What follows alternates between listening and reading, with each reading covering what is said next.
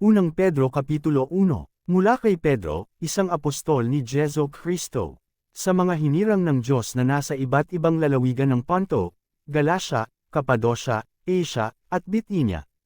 Kayo'y pinili ng Diyos Ama ayon sa kanyang kaalaman sa mulat mula pa at pinabanal ng Espiritu Santo, upang maging masunurin kay Jesu Kristo at nilinis sa pamamagitan ng kanyang dugo. Sumagana nawa sa inyo ang pagpapala at kapayapaan. Isang buhay na pag-asa. Pasalamatan natin ang Diyos at Ama ng ating Panginoong Jesu Kristo. Dahil sa laki ng habag niya sa atin, tayo'y binigyan niya ng isang panibagong buhay sa pamamagitan ng muling pagkabuhay ni Jesu Kristo mula sa libingan at ito ang nagbigay sa atin ng isang buhay na pag-asa. Makakamit natin ang isang kayamanang di masisira, walang kapintasan, at di kukupos na inihanda ng Diyos sa langit para sa inyo. Sapagkat kayo'y sumasampalataya, iingatan kayo ng kapangyarihan ng Diyos habang hinihintay ninyo ang kaligtasang iyan na ihahayag sa katapusan ng panahon. Ito'y dapat ninyong ikagolek, kahit na maaaring magdanas muna kayo ng iba't ibang pagsubok sa loob ng maikling panahon. Ang gintong nasa Syria ay pinaparaan sa apoy upang malaman kung talagang dalisay.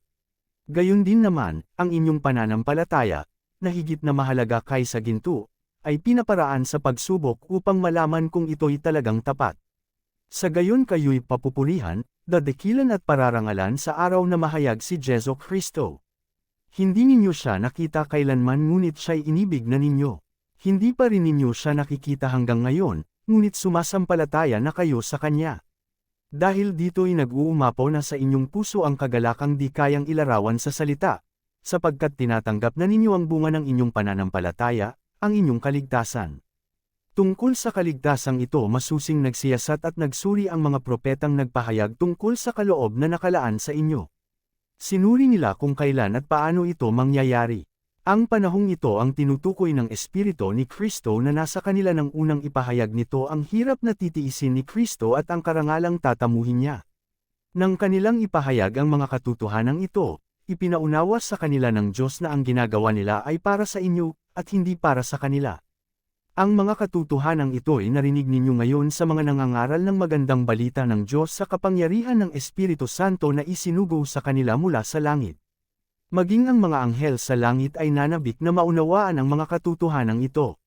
Paanyaya sa banal na pamumuhay. Kaya nga, ihanda ninyo ang inyong mga isipan para sa dapat ninyong gawin.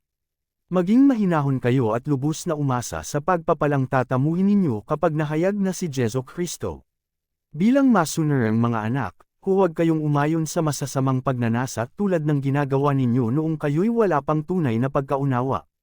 Dahil ang Diyos na pumili sa inyo ay banal, dapat din kayong magpakabanal sa lahat ng inyong ginagawa, sapagkat nasusulat, magpakabanal kayo, sapagkat ako'y banal. Walang itinatangi ang Diyos, pinapahalagahan niya ang bawat isa ayon sa mga ginawa nito. At dahil tinatawag ninyo siyang Ama, igalang ninyo siya habang kayo'y nabubuhay.